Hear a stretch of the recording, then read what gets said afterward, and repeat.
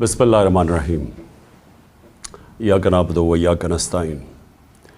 आज मैंने अपनी कौम से बात करने की इसलिए ज़रूरत समझी क्योंकि अभी एक हमारी असेंबली के अंदर एक मिनी बजट आया है, और ये जो मिनी बजट है इससे एक अवाम के ऊपर एक पूरा एक मज़ीद और महंगाई का बोझ पड़ने लगा है। तो मैं अपनी कौम से सिर्फ, क्योंकि मैं बड़ी देर से आपसे बातें करता रहा हूँ, मैं सिर्फ आज इसलिए बात कर रहा हूँ कि देखें ये जो हो रहा है ना पाकिस्तान से, ये होना ही था। जब हमारी हुकूमत हटाई गई तो मैं तब से कह रहा हूँ कि मुल्क के मसलों का हल सिर्फ एक है, वो इलेक्शंस करवाएं और आवाम के मैंडेट से एक हुकूमत लेके आएँ, जो हुकूमत फिर वो फ़ैसले करे मुल्क के लिए जो मुश्किल फ़ैसले हैं, लेकिन क्योंकि आवाम के मैंडेट से वो हुकूमत आई होगी वो फ़ैसले कर सकेगी। और मैं तब से कह रहा हूँ कि इलेक्शन के अलावा पाकिस्तान के मसले मसाइल का कोई हल नहीं। हमारी जब हुकूमत जो साजिश हुई और जब गिराई गई तो मैंने ये एक चीज़ बार बार कही कि जो नई हुकूमत आएगी उससे ये मुल्क संभाला नहीं जाएगा। जो वो आज कहते हैं, जो साहिब के जनाब इमरान खान मुल्क बर्बाद करने लगा था, उसको भी बताया कि देखें अगर आपने इस वक्त सियासी इस्तेकाम ना कायम किया, यानी कि अगर पॉलिटिकल इंस्टेबिलिटी आती है, तो ये जो आपने चोरों का पलंदा जो इकट्ठा करके हमारे ऊपर मुसल्लत करने लगे हैं, ये नहीं संभाल सकेंगे। तो आज ये जो मिनी बजट है, ये ज़रा पूरी कहानी देखें कि 10-11 महीने में पाकिस्तान किधर से किधर पहुंच गया। और मैं आज ये पहले बजट के ऊपर अपना छोटा सा तबसरा करके मैं आज ये कहना चाहता हूँ कि ये रुकना नहीं लगे। ये हम अगर IMF की बातचीत मान भी गए, ये अभी यहाँ रुकने नहीं लगा। हमारे मुल्क का जो तेज़ी से हम दलदल में फंसे हुए हैं और फंसते जा रहे हैं। देखें, जब इनकी हुकूमत आई तो सबसे पहले दुनिया पाकिस्तान को कैसे देखती थी। हमारा जो जिसको कहते हैं एक डिफ़ॉल्ट रिस्क रेशो, कि एक मुल्क ने जो कर्ज़े लिए हुए हैं वो क्या चांस है वो कर्ज़े का डिफ़ॉल्ट करने का, वो 5% था। आज मुल्क के हालात ये हैं कि जो लेटेस्ट जो इंटरनेशनल क्रेडिट एजेंसी जो बताती है कि पाकिस्तान के माशी हालात क्या हैं, उसमें फिच एक एजेंसी है, उसने CCC- कर दिया पाकिस्तान को। यानी हम अब वो श्रीलंका की स्टेज के ऊपर पहुंच गए हैं कि दुनिया हमें वो देख रही है, वो मुल्क जो कि अब एक बास्केट केस बन गया, यानी वो डिफ़ॉल्ट के उतना करीब पहुंच गया कि किसी बाहर के मुल्क ने इस मुल्क को कर्ज़े भी नहीं देने, कमर्शियल बैंक्स ने कर्ज़े नहीं देने, कोई इन्वेस्टमेंट नहीं पाकिस्तान में आनी। तो जो आज हालात हैं इसके अंदर अगर हम ये समझ रहे हैं कि IMF के हम ये बातचीत मान जाएंगे उससे मुल्क ठीक हो जाएगा, इस खुशफहमी में कोई ना रहे, क्योंकि जो मुश्किल हालात अब ये मज़ीद और बिगड़ेंगे। तो मैं पहले अपनी कौम को सिर्फ याद कराना चाहता हूँ कि जब हमारी हुकूमत हटाई गई थी और आज आम आदमी की ज़िंदगी में क्या फ़र्क पड़ा है। मैं मुखातिब हूँ अपनी आम आवाम से, अपनी मिडिल क्लास से, सैलरीड क्लास जो तनख्वाहदार तबका है, वो आज किस मुश्किलात से गुज़र रहा है।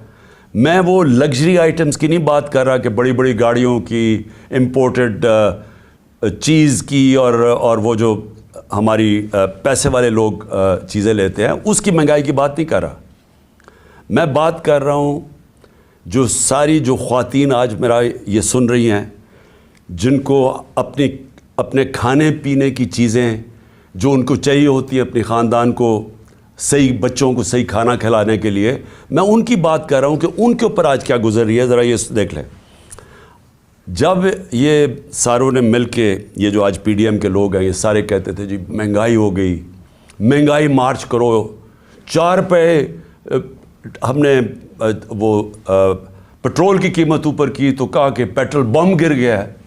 तो उन्होंने एक दफ़ा वो फजल रहमान आ गया था महंगाई मार्च करके, दूसरी तरफ वो काम पे टांगने वाले वो बिलावल आ गया था।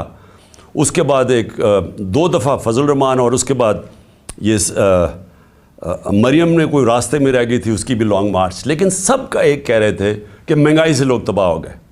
تو آج اللہ کیونکہ الحق ہے، سچ کا خدا ہے، اس کی وعدہ ہے کہ وہ سچ سامنے لے آئے گا. ذرا آج قوم کو بتانا چاہتا ہوں کہ آج آٹا ہمارے دور میں 60 روپے کلو تھا، آج 135 روپے کلو پہنچ گیا.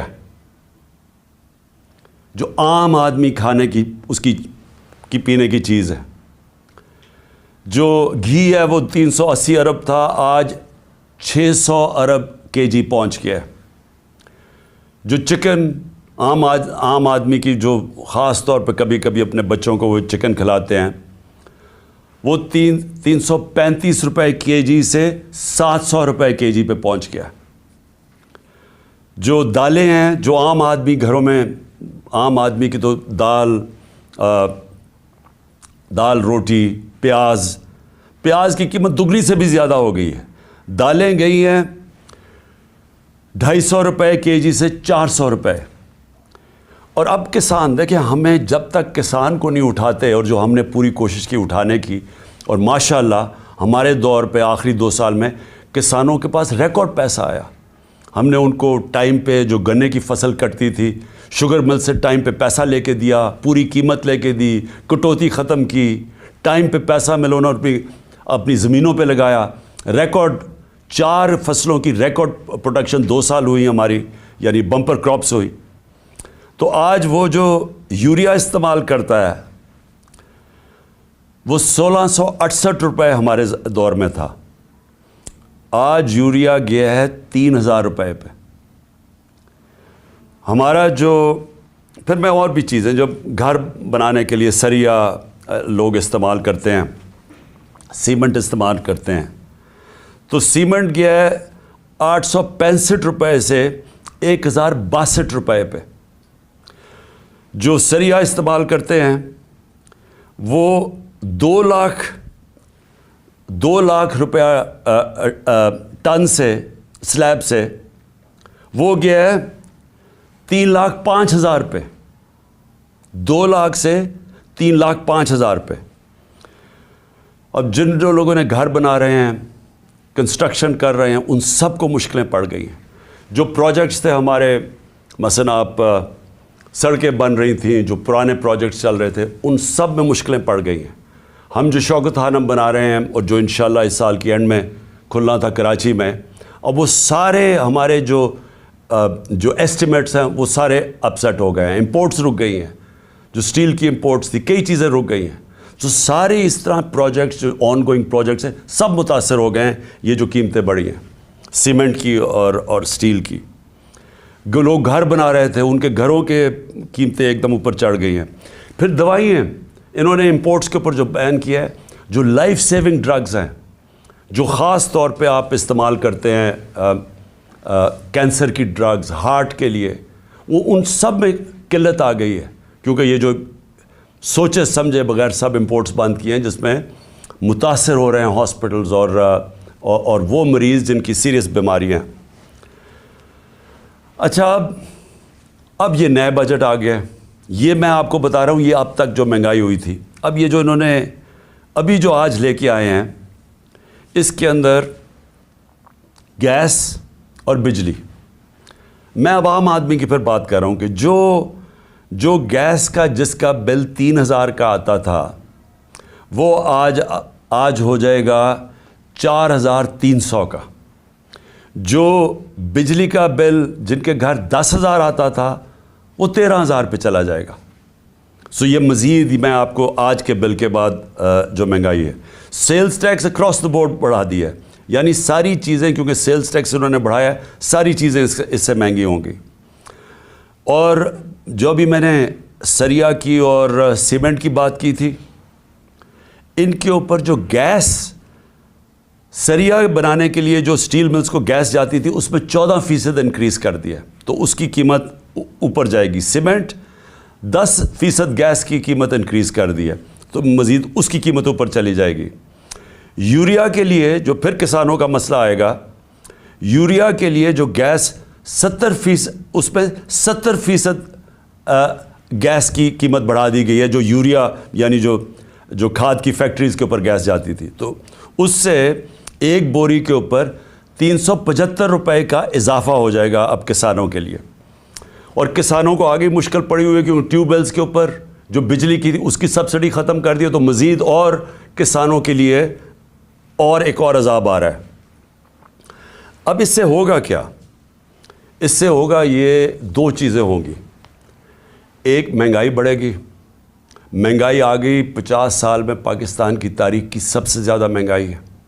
میں نے پھر سے کہا کہ ان کی ساری کیمپین ہمارے خلاف کیا تھی کہ ہم نے بہت زیادہ مہنگائی کر دی.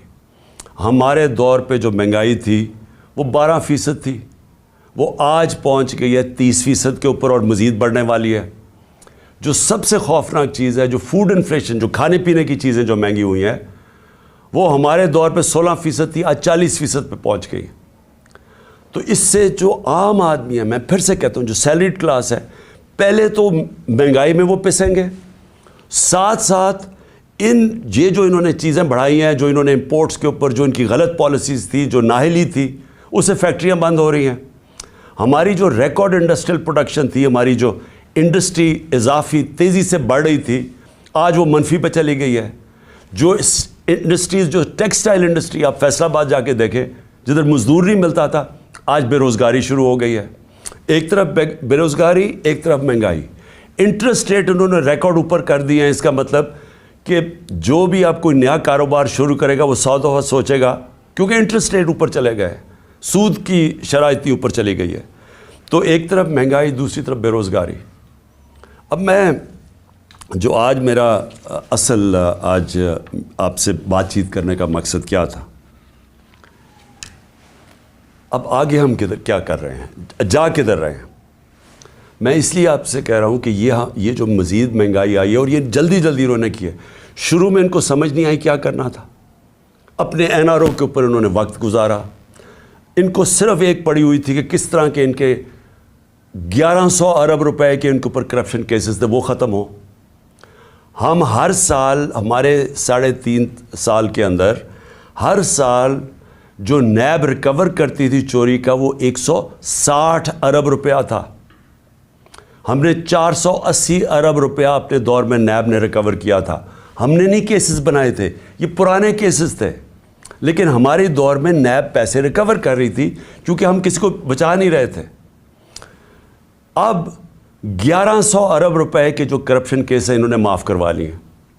تو ایک طرف قوم کی کمر توڑ دی ہے مہنگائی اور بے روزگاری سے، دوسری طرف انہوں نے اپنے کرپشن کے کیسز معاف کروا لیے ہیں، اور تیسری طرف روپیہ ڈالر کے بنسبت 90 روپیہ گرا ہے کہ کبھی پاکستان کی تاریخ میں اتنا زیادہ ڈالر مہنگا نہیں ہوئی اور اتنی تیزی سے روپیہ گرا نہیں ہے.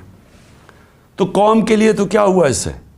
اگر آپ کی 30,000 روپیہ تنخواہ تھی، آج صرف وہ 20,000 روپے کی 30,000 روپے کی تنخواہ 20,000 کی چیزیں خرید سکتی ہے. آج جو ڈی ویلیویشن ہوئی ہے، ساری قوم کا جو جیسے کہتے ہیں نا جی ڈی پی، کیونکہ جی ڈی پی ڈالر سے میجر ہوتی ہے، تو پر کیپٹا انکم ڈالر سے میجر ہوتی ہے، وہ ساری نیچے آ گئی ہے.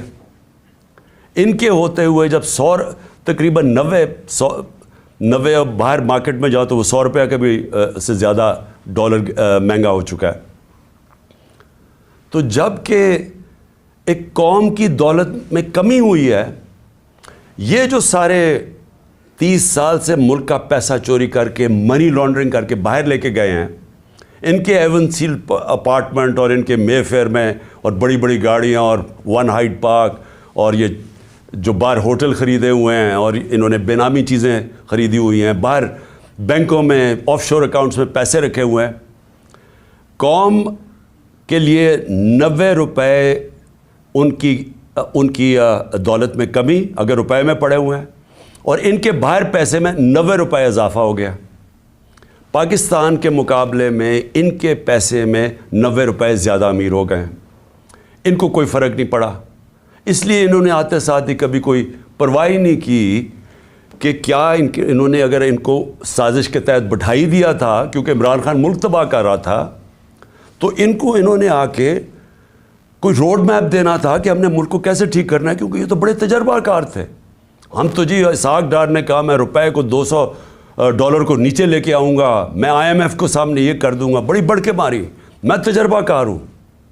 آج یہ بتائیں کہ انہوں نے ملک سے کیا کیا، اور جو ان کے ہینڈلر لے کے آئے تھے ان سے ذرا پوچھیں کہ آپ نے یہ ملک سے کیا کیا ہے. کون جواب دے؟ آج جو ابھی یہ جو شروعات ہے، ابھی یہ جو $90 کے جو گرا ہے، جو روپیہ گرا ہے ڈالر کے مقابلے میں، ابھی اس کی مزید مہنگائی آنی ہے. جو ایک تھوڑی ٹائم کے بعد جب آپ کا روپیہ گرتا ہے تو جو باہر سے چیزیں لے کے آتے ہیں وہ ٹائم کے بعد مہنگی ہونی شروع ہوتی ہیں. تو نہ تو انہوں نے کوئی تیاری کی، نااہلی ان کی یہ ہے کہ انہوں نے غلط فیصلے کر کے ملک کو آج یہاں پہنچا دیا ہے کہ اس طرح کا بجٹ لانا پڑا ہے. اور کوشش کر رہے تھے کہ عارف علوی کے اوپر سارا بوجھ ڈالے. پارلیمنٹ میں بھی نہیں چاہتے تھے کہ ڈبیٹ ہو اس کے اوپر، اس سے کہتے تھے آرڈیننس سائن کرو تاکہ یہ بچ جائیں کہ پارلیمنٹ میں ان کے اپنے لوگ کیا یہ جو بجٹ لے کے آ رہے ہیں وہ کیا بولیں گے اس کے اوپر. قوم کے اوپر سارا بوجھ، خود اپنی کرپشن کے کیسز معاف، اور کوئی آگے راستہ بھی نہیں ہے، روڈ میپ بھی نہیں ہے. میں آخر میں یہی بات کرنا چاہتا ہوں کہ جو بھی ان کے بیکرز ہیں یہ سمجھ جائیں کہ ان کے پاس کوئی اگلا آگے کا راستہ نہیں ہے. یہ اگر سمجھ رہے ہیں کہ اس سے آپ IMF کے ڈالرز آ جائیں گے تو وہ یہ ایسے سمجھیں کہ یہ کینسر کا علاج ڈسپلن سے ہو رہا ہے، تھوڑی دیر کا تھوڑا سا آرام آئے گا، لیکن کینسر جب تک کاٹ کے نکالی نہ جائے یہ کینسر پھیلتی جائے گی، یہ قرضے بڑھتے جائیں گے، آمدنی سکڑتی جا رہی ہے. ہماری ریمیٹنسز جو ہمارے دور میں 17% انکریز کر رہی تھیں، ہماری ریمیٹنس میں 17% اضافہ ہو رہا تھا جو 31 ارب پہ پہنچ گئی تھی، وہ ان میں اب 11% کمی آ گئی ہے.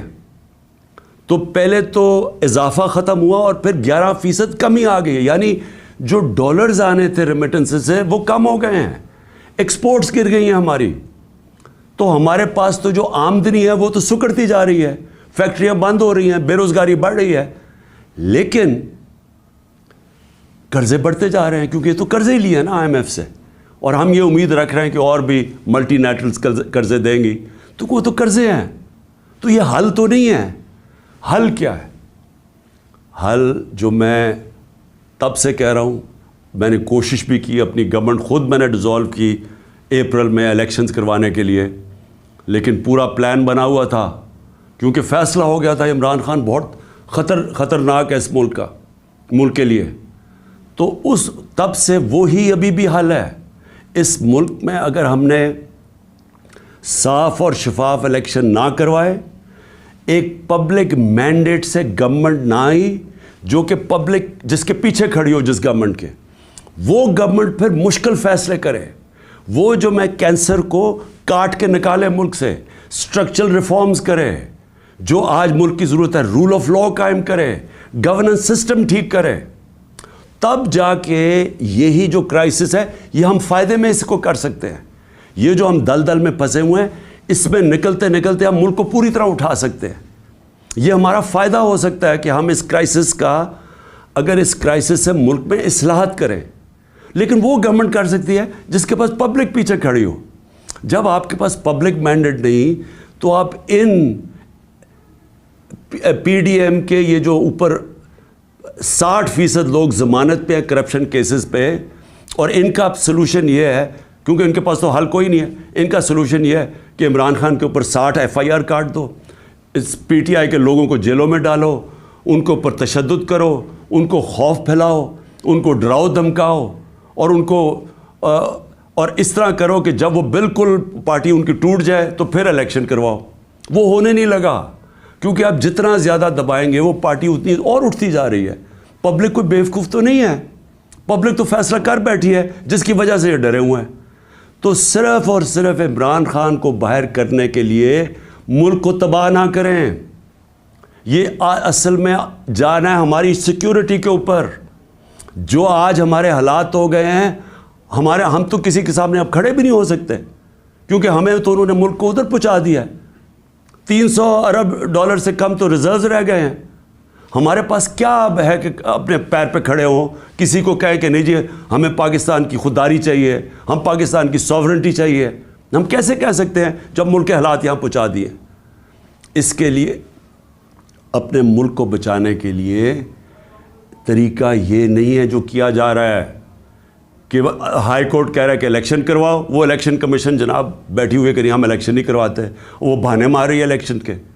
पाकिस्तान का आइन कहता है 93 में इलेक्शन करवाओ, ये कोई बहाना मार रहा है, कोई सिर्फ डरे हुए हैं इलेक्शन हारने से।